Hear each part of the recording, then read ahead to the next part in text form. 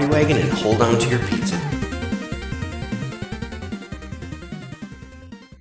In this episode, we're going to be going over issue number 9 of Teenage Mutant Ninja Turtles Adventures. So the cover features Raphael on the side of a corner of a building, and on the other side we see the Chameleon. This is an homage to the Ninja Turtles Raphael special, which was the first appearance of Casey Jones. This issue was plotted by Steve Levine and Dean Clarane, written by Dean Clarane, penciled by Jim Lawson, inked by Gary Fields. It is called Codename Chameleon. We start out, it says, Saturday morning, Turtle headquarters, somewhere deep within Manhattan sewers. We see the 4 turtles just sitting around, looking at the TV.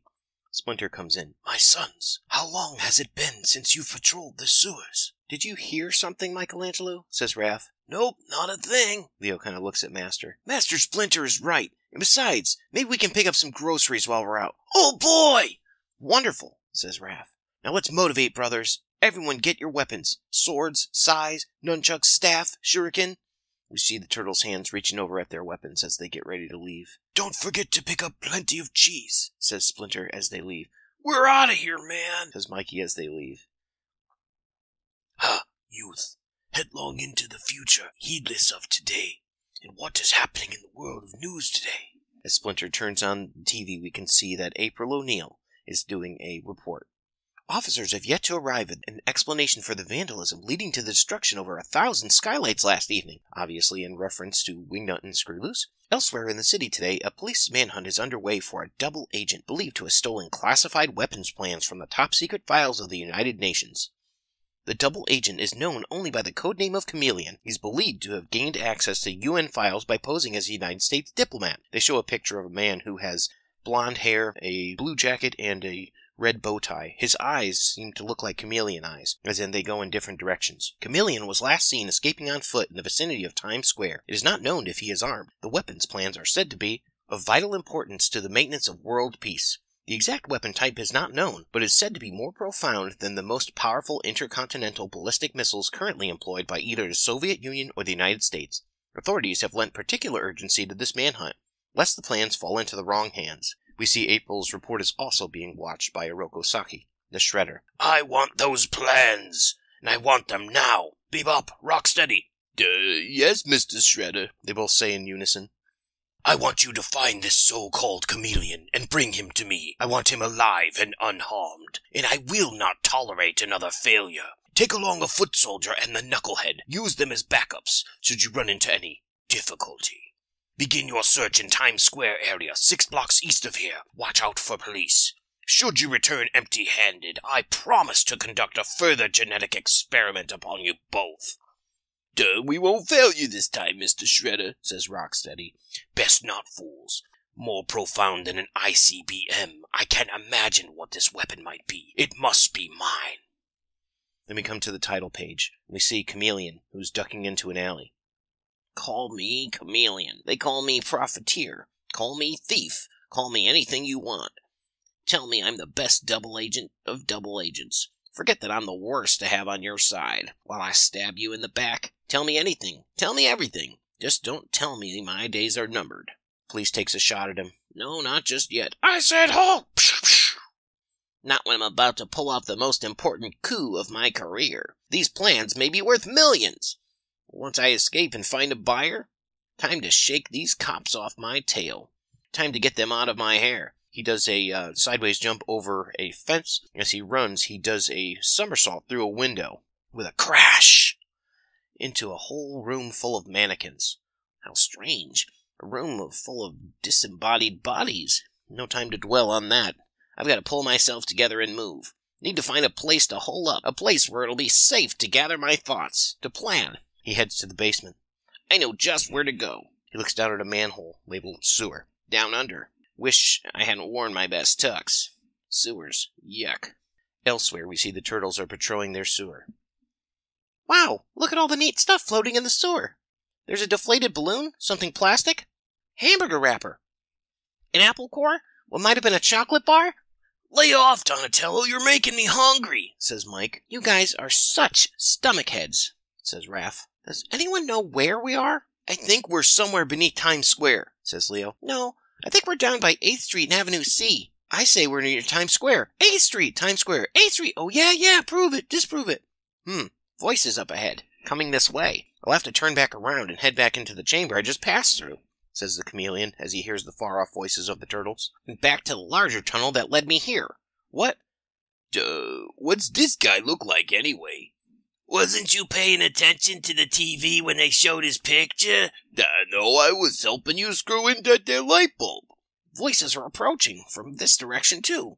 I can't go back. I can't go forward. Geez, well, it kind of looks like I better stash the stolen plans, since it looks like I'm stuck right in the middle. The middle of what? As we see, the scene opens up with the turtles emerging from one sewer pipe and Bebop and Rocksteady emerging from the other, with the chameleon right in the middle. Weapons at the ready, brothers! It's Bebop and Rocksteady! He looks kind of like this guy. Yous guys again? Rocksteady, grab that chameleon guy. And Rocksteady does. He grabs him and hunches his mouth, with his huge arms just across his body. With pleasure, Bebop. I'd let go of that guy if I were you, Rocksteady, says Leonardo. Oh, is that right? Well, let's listen up, righteous brothers. I'd like to show you something. Something special, Bebop says. Out of the sewer tunnel, we see a silhouette of what can only be described as the Knucklehead, a spider-like robotic body that is run by a foot soldier on top who's controlling the handles for it. There are punching fists all over the bottom. So if you've ever seen the toy, it's very similar to that. This is the first appearance of the Knucklehead. Wow, says Donatello. On your toes, brothers. This here is a Knucklehead. The Shredder invented it for your enjoyment. Knucklehead emerges out as Rocksteady takes the chameleon. Bebop follows behind. Yes, we're out of here. Spread out, Leo says to the turtles as they slam into action. Knucklehead takes out two of the turtles with its fist, Donatello and then Michelangelo, flattening him into the wall. Raph jumps up at the foot soldier that's controlling it and is pushed off by an uppercut, knocks him off onto his back. Leo, it's a robot, says Raph. Robot? That's just what I wanted to hear. Leo jumps up and with a slice of his sword cuts the foot soldier exactly in two pieces, as we can see all the metal inside of him as he's cleft in two. See? There's no blood at all. Nice work, Leo! Just a little oil. Not far away in the Shredder's lair. We're back, Mr. Shredder. We brung you that chameleon guy. But he ain't got no weapons plans on him. Bring him down and bring me some mutagen. Can't we make a deal? Certainly. You tell me where the stolen plans are, and I'll let you live. I was thinking more along the lines of selling them to you, says the chameleon. You'd get first and sole dibs on the plan. I'd make a small profit for my troubles. I don't think you understand your position, fool. Let me put it to you this way. If you don't tell me where the real plans are, I'll mutate you into a real chameleon guy. This isn't how one normally conducts business. This isn't business, fool. This is pleasure, Shredder says. Chameleon is tied up in ropes on a table as he dangles over him an actual chameleon. Mr. Shredder, here's the mutagen. And in aerosol form, perfect. Listen to me, chameleon. This mutagen acts on a body's genetic material. Through the merest contact with one's skin, it's able to enter the bloodstream and immediately interact with genetic codes, given a body its form. The affected body physically mutates into a new form, which combines its original features of those last living organism the body had contact with. Be it wild boar and rhinoceros, or chameleon. The choice is yours. The chameleon is now placed down upon his face as it rides on his nose. Look of horror is in his eyes, which seem to be both facing the same place for once. All right, you've convinced me. The stolen plans are hidden in the space between some brick walls back in the sewer chamber your friends abducted me in. Excellent. Bebop, Rocksteady, retrieve the plans immediately. Consider us gone. They throw over the mutagen canister and Shredder grabs it. Ha ha ha ha. You can release me now, Shredder. Release you? I was hoping to convince you to join me. I figured once I've mutated you, that may be more apt to see things my way. Psst. He sprays him right in the face with the mutagen. And besides, you'll have nowhere else to go. Ha ha ha. You jerk! The transformation takes place, and we can see his face changing now. His hair is gone, and he's turning into the green chameleon. His eyes bulge out, and they go in different ways. You're going to regret this! As he mutates, the bonds that were holding him tear off. Shredder looks on and says, I doubt it. Wait a minute, where'd he go? So now, the chameleon is on the wall trying to climb away from the Shredder, and he's merged himself to be the exact color of the wall so Shredder cannot see him. Better men than you have trialed and failed in battle against me. Don't mess with me. I know you're there somewhere, fool. The chameleon silently slips out the door without being noticed. Meanwhile, back in the sewer chamber, I've just about figured it out. Donnie is messing with the Knucklehead. I think I can run it if you need me to, Leo. Great, Don. Don't you think we've hung around here long enough? Shouldn't we be going after Bebop and Rocksteady? Says Raph. Sure, but now that Don's had this time with the Knucklehead, great. I mean, the trail goes colder here as we stand still. Raph says, Is this hot enough for you, Turtles? They come in guns blazing. It's Bebop and Rocksteady shooting their blasters at him. Or is this giving you cold feet? Yuck! Yow! Watch out, brothers! Everyone, duck into the tunnel, quick, says Leo. These guns are great, says Bebop to Rocksteady. What say we turn up the heat some more? Yeah, ain't no place for them to hide in the tunnel, says Rocksteady. That's what they think. The shuriken goes, duh, Bebop! They start throwing these shurikens, the throwing stars, at them, and they have to run for their lives out of the way as they see him coming. Move it, the turtles got throwing stars! Duh, maybe we'll be safe behind the Knucklehead. They trade laser blasts and throwing stars until finally one of the throwing stars goes. They trade throwing stars and laser blasts, and then finally we can see, after all of this, the chameleon has come in and he's sticking to the ceiling, looking down.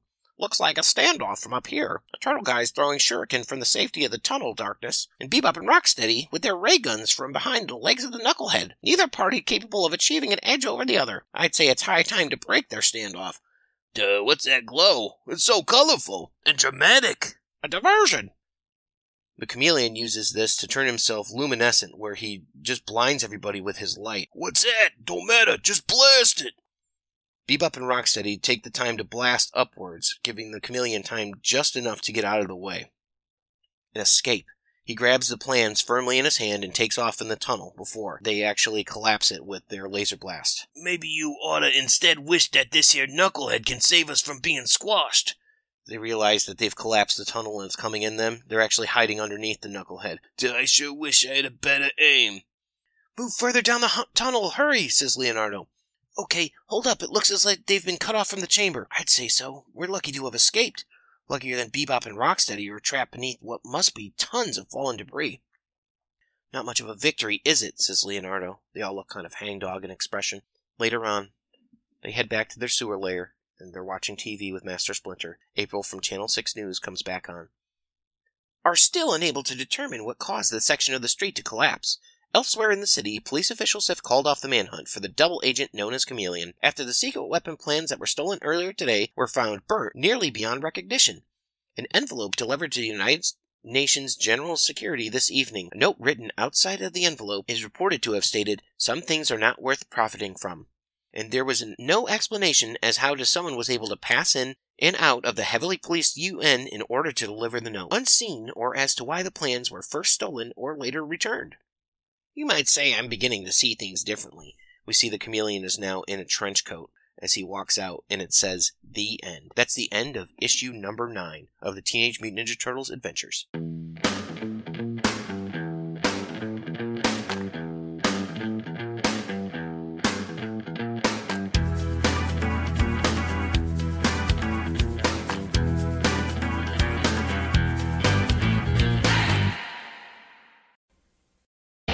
What's going on here? It's the Turtles giving the old foot soldiers the boot with their latest invention, the cheapskate. Whoa, dude's on a roll! And look, in the sky, it's a bird, it's a jet, no, it's the Turtle Trooper parachute. Sorry to drop in without calling. Bring in the Knuckleheads! Uh-oh, those attack and grab foot machines look like real trouble for the green guy. Whoa, getting a little carried away? Teenage Mutant Ninja Turtles. From Playmates. Hey there, Turtle fans. Check out BigCountryComics.com for the exclusives and variants that you're looking for. Featuring the art of Mike Ruth and Hugh Rookwood. You can find graded books, Funko Pops and figures, statues, even Big Country Comics exclusives. Books from Aftershock, Boom, Image, DC Comics, IDW, everything from Swamp Thing to Teenage Mutant Ninja Turtle covers. You can get them raw, remarked, signed, even slabbed. Available at BigCountryComics.com. Don't forget, buy one, get one 50% off on graded books. And dudes, be sure to use our code EPICSHELL for an extra 15% off of your order. Check out BigCountryComics.com.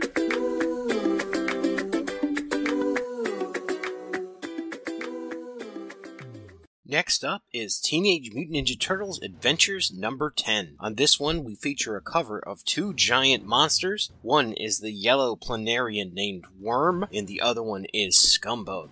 The coloring is a bit off here, especially if you had seen the action figure who was purple. Not quite the case in this one. He's orange on the cover with a green jumpsuit, and in the comic he's actually brown. So we start off with just the writers of this one, plotted by Dean Clarane and Ryan Brown, written by Dean Clarane, penciled by Ken Metroni, inked by Dan Berger, lettered by Gary Fields. So this is issue number 10 of the Teenage Mutant Ninja Turtles Adventures. So, and for the sake of this one, we'll see that Raph has decided to actually stay in his costume from the Intergalactic Wrestling, and we'll see that in just a minute. We start off, it says, all sorts of things find their ways into the city sewers. Manhattan's sewers are a melting pot of both natural and man-made substances. Many of these man-made substances are known to be toxic to creatures diverse as small, known to be toxic to creatures as diverse as the human being, the Norwegian rat, or the Planarian earthworm, flatworm. Uncontrolled release of many of these toxic substances has been made illegal. However, we see that there's a rat who's looking into the water in the sewer as a Planarian flatworm that's yellow swims by. It just happens to be swimming by at the exact time that Bebop and Rocksteady are dumping some toxic sludge, possibly mutagen, into the water itself in the sewers. Not everyone cares for the environment or the life around them. A few weeks earlier, see, Rocksteady, how's we don't gotta go all the way down to the EPA's toxic waste dump site? Duh, you're so smart, Bebop. As he dumps it in. Just then, we can see the Planarian as he's swimming by. Some of these dumped or spilled substances mixed with other substances, and chemicals both organic and inorganic. Few of these substances can alter even the very fabric of life itself, bring about a radical change. The rat is scared away by the Planarian bounding out of the water, and it runs away. Back in the sewer's lair, we can see Splinter, who's watching a TV program as the turtles talk behind him. Leonardo says, "So it's agreed. We explained it all to Master, and then we asked him what he makes of it all." "Right," says Mike. "Agreed," says Donnie. "Yeah, well, Leo, you ought to be the one to ask Splinter," says Raph. "I was planning on it, Raphael." "Master, wait, may we interrupt your television viewing to ask a question?" "But of course, Leonardo. What is it you wish to ask?" "Master, recently we've had several odd events have happened to us, and some puzzling things said." There's a picture of Mary Bones and Leatherhead. "Indeed, warriors of good, mourn not for Leatherhead, for while it appears you may have lost this confrontation, take heart in the knowledge that this final conflict, the victory shall be yours." And before we had a chance to mourn Leatherhead, we met up with the wrestling on Stump Asteroid, where he chose to remain. "Hold it. I don't want to return to Earth. I want to stay. Back on Earth, I'm a freak.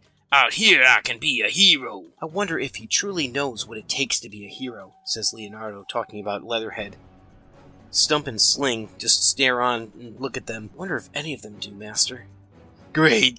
We've got big plans for you, Leatherhead. Big plans. Just go on with your story, Leonardo. After returning from a greenhoused future Earth, we came into conflict with Wingnut and Screwloose. "There's an evil brain which hasn't a heart, which begins to weigh the consequences of its actions, of wiping out an entire species the way he has, leaving behind what can never be again. Somebody's gotta stop him," says Screwloose. And they painted us very much of a more depraved portrait of Krang than we had even imagined. Then we can see on here, as the turtles were left off in their costumes by Cuddly the Cowlick. When Wingnut and Screwloose tried to escape, they were then, well, taken. "Mr. Stump has shown interest in these two, so we're off to Stump Asteroid." "Bye, Cuddly Cowlick." "Mr. Stump has his plans." The events almost appear related. "Yes, Master." "Leonardo, what is your question?" "That's what I said 2 hours ago." "Quiet, Raph. Master, what can we do?" "What is it that bothers you most?" "The final No, Krang. I can't believe that what Krang did to Wingnut and Screwloose's species." "So you wish to stop Krang? Who is your only tangible lead?" "The Shredder." "Is that a statement or a question?" Splinter looks at Leonardo. "A statement, Master." "Good. It is time to search out Krang. Begin by locating the Shredder's hidden lair. See if you can pick up any leads at his subbase. But before you go, Tell me, Raphael, why do you suit yourself differently than your brothers? He references what I spoke about earlier, how he's in his black wrestling suit. My suit will be of great advantage in the dark, Master. Do you foresee the occasion when this will be necessary? It is always dark, nearly half the time, Master. You grow wise in more ways than one, Raphael. Raphael looks at Leonardo with a smug look on his face. Leonardo is not impressed. My thoughts go with you, my sons. Thank you, Master. What web is this that fates now weave? A shadow of Splinter on the wall as he quotes that line. Elsewhere in Manhattan, we can see that there's an elevator with some buttons. It says, lobby, basement, sub-basement, sub-sub-basement. Clack, clack, clack. Someone knocks on the door. We see Shredder spin around in his chair. Now who could that be? Bebop and Rocksteady have been gone for days, but they've never used the front door before. Perhaps it's finally the Exterminator. You're late. Ain't we all, pal? Ain't we all just supposed to tell you where you need to get the service? Well, where you got the roaches? They're in the storage room over there. Just look at all them vermin run. This may take a good while. I don't care how long it takes, as long as you kill them all. I hate roaches. With that, he slams the door to the storage room, Insolent fool. with the man inside. Now, let's see if we can get through to Krang, says Shredder. Yes, we seem to have a bad connection, Krang. That's because I'm in transit between worlds, and the signal is probably meeting with interference from other transdimensional signals. This is a rather heavily populated sector of Dimension X. Or at least it was. Now what is it you want, you fool? Want? I have the same question I wanted to ask of you. What do I want? Something, Saki. Something that I just know is out there somewhere. I must have it. I will leave no stone unturned in my search, Krang says to Shredder. Krang, how can I get a piece of this action? Funny you should ask. Meanwhile, Gotcha. Time to meet your maker, little roach boy. As he bends down to actually squish him with his fingers, Ow! the roach actually bites the man. Angry, he looks and follows it down into the sewer, where he slips on some water into the manhole with a splash and a blub, blub, blub, blub, blub, blub. Dang, roach boy, gotta get to. And it looks like he may have fallen directly into the area where, earlier, Bebop and Rocksteady were dumping that mutagenic sludge. Elsewhere, beneath Manhattan, Leonardo says, Nothing. Maybe Shredder's abandoned this site since we sunk his sub here. Raph says, May not lead to any leads after all, says Leo. Donnie says, This isn't as bad as it seems, Leo. We know that this tunnel leads beneath Battery Park to the harbor south of us, which means the tunnel opposite leads north, most likely paralleling one of the city's north-south avenues above, says Donatello. And north is a direction of Times Square where we fought Bebop and Rocksteady a few days ago, says Raph. Right, and since both of those points now somehow involve the Shredder, then why don't we scan the straight line between here and there and see what we find, says Donatello. Sounds like a plan, says Leo. Then let's do it. The turtles exit off into a side chute and go through the tunnel leading away from where the subbase was docked. Unbeknownst to them, while they walk, a silent visitor pops up in the water, and you can see his back and his head. It's the yellow Planarian Wyrm that stands mutated, and he's hunting them. All of a sudden, he goes underneath the water with a sploosh. Michelangelo turns around. I think there's something in the water behind us. Better lay off the late-night slasher movies, Mikey, says Raph. No, look. You can make out a shadow beneath the water. Shh, I hear something in front of us, says Leo. It's coming closer, says Mikey and Raph at the same time. Weapons at the ready, brothers. Donatello and Leonardo stand and look at a silhouette of a roach man that is coming towards them. What we have here? Big chirp chirp click click roach boys. It's Scumbug, the half-man, mutated half-cockroach exterminator. Everyone hold their positions until I say otherwise, says Leonardo. I click click click like roach boys. I like click click click to exterminate them. Just as Scumbug is about to attack the four turtles head-on, you see Wyrm, the Planarian in yellow, comes up right behind him. No!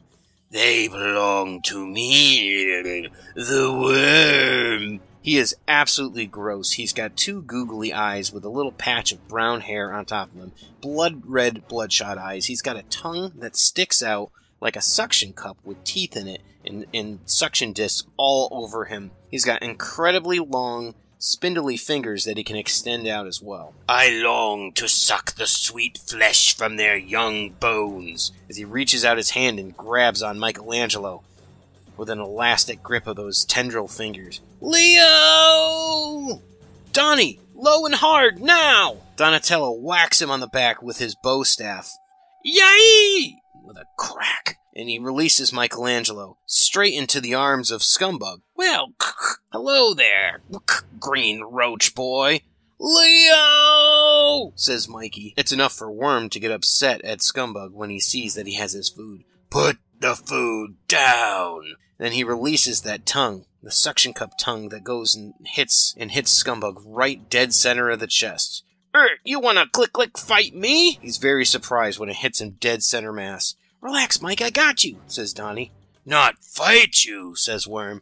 I'd rather eat you. There's a look of horror on Scumbug's face as he realizes what's about to happen. He reaches his hand over and grabs a hold of the tongue, and then he jumps over Wyrm, crashing down on top of him. And then we see the turtles as there's a crash, smash, tinkle. Wyrm says, "Your taste is strong." Their fight has led to some destruction in the sewer, and you can see that there's a gas leak, and also some high voltage wires have been upset. Raph looks at Leo. What are we gonna do, brother? Says Leo, trying to decide. Back to Wyrm. Like yourself, Wyrm will save her. Leo and Raph say, what's that smell? We will save her every morsel. Back to the turtles. Hey, I know that smell. That's gas. They've ruptured a natural gas pipeline. Every morsel of sweet flesh, says Wyrm, as he has Scumbug wrapped in his tendrils about to eat him. And look, that's live wires. You know what that means, guys? Everyone huddle. Use the backs of your shells. They're bracing for an explosion as they duck underneath the water, just in time as the gas reaches the electric wires that are live, and we see a boom! Big explosion that looks like it absolutely vaporizes both Wyrm and Scumbug at the same time. Leo catches them through the water, with his eyes just barely poking open as he looks over his shoulder. We can see that after the explosion, they're none the worse for wear except for some small damage and smoke on their shells. Mike, are you alright? I'm okay, I think. Raph says, hey, what's with all the rodents? Next issue of Rat Kings and Other Things. It's pizza time. And now, in a segment that we call Pizza Time, where we discuss any Teenage Mutant Ninja Turtle or pizza-related food, I give you Pizza Time. Hey everyone, for today's Pizza Time, we're going to go to those classic villains that have showed up again, Bebop and Rocksteady. This one is called Bebop Popcorn. Bebop might have been mutated into a human warthog, but that doesn't mean he eats like a pig. This classed up popcorn has a punch of pizza flavor that will knock you on your shelf. Right? Just so you know, it makes about 8 cups. Ingredients: 4 tablespoons of unsalted butter, 1 small garlic clove, pressed or finely minced, 2 heaping teaspoons finely minced oil-packed sun-dried tomatoes, heaping 1/3 cup of popcorn kernels, 1 and 1/2 tablespoons grapeseed or sunflower oil, 2 to 3 tablespoons finely grated Parmesan cheese, 3/4 tablespoon dried basil, 3/4 tablespoon dried oregano, 1/2 teaspoon fine sea salt. Instructions: melt the butter in a small saucepan over medium heat. Add the garlic and cook, stirring constantly for 30 seconds or 1 minute, just until fragrant. Add the sun-dried tomatoes, stir well, cover, and keep warm over low heat. Place the popcorn kernels and add oil in a large saucepan or Dutch oven and toss to well coat the kernels in the oil. Cover the pan and set over medium heat.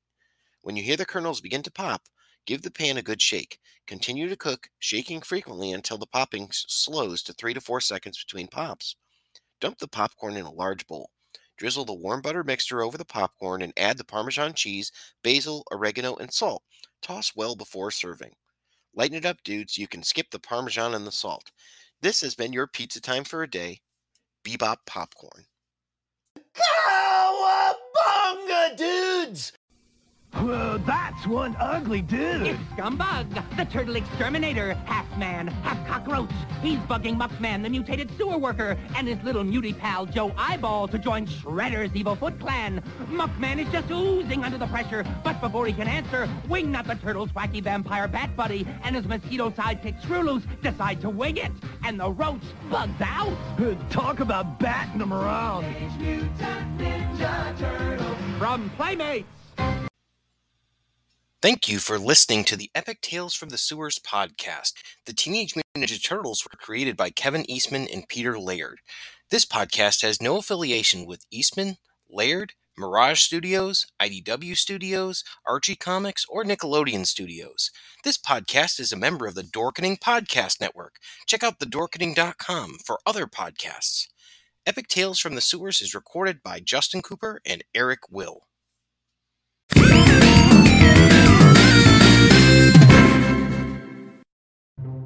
Everyone thinks because you're a zombie, you don't know good coffee. Well, they're wrong. We have very active lifestyles. It's not all wandering the countryside aimlessly or scaring passing motorists. And we all love a good cup of joe. And there's only one brew that gets my seal of approval. Deadly Grounds coffee is my guilty pleasure. Bold, robust, delicious. It's coffee that can wake the dead. With over a dozen different roasts and flavors, Deadly Grounds can satisfy the most finicky of coffee addicts. The aroma is so intoxicating. It brings all of my neighbors out of the woodwork. Deadly Grounds coffee. Coffee to die for and zombie approved. It's good to get a little deadly.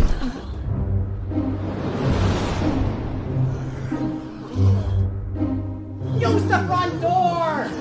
Oh, they're so disgusting. Greetings! We are the Retro Reductopus Cephala Podcast, a bi-weekly show that celebrates all the things that made growing up awesome. He's right. We wax philosophic about lots of geeky crap like old video games and movies, toys, cartoons. I don't know, help me out here. Music, pants, quoting video games that don't have dialogues, shabibans, tasty news, Unnecessarily long Japanese onomatopoeia. Butt breathers, uncomfortable nature facts, or how to install a thermoflange. And unlike all those other podcasts, we at Retro Reductopus have an exciting rotating host schedule. Do we? We sure do. So, if you didn't like the guy flapping his gums this week, like me, worry not, gentle listener. Next week we'll have a whole new host of problems. Hey, they might still suck, but they'll suck differently. And you know what's really cool? Retro Reductopus is part of the Dorkening and Inebriar podcast networks, with new episodes every Tentacle Tuesday. Which is like every other Tuesday. We named it. Anyways, you can listen to us at iTunes, Google Play, Spotify, Stitcher, or any podcast player cool enough to carry the only show that celebrates all things that make growing up awesome.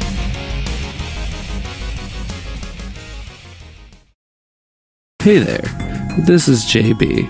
And if you enjoyed Tales from the Crypt, then check out my show, Tales from the Podcast, where myself, and usually a very special guest, sit down to discuss the TV show, the films, the animated series, as well as the original comics. So check me out every other week on iTunes, Stitcher, Spotify, Google Play, and of course at talesfromthepodcast.com. Thanks for listening, kiddies. You're all a scream.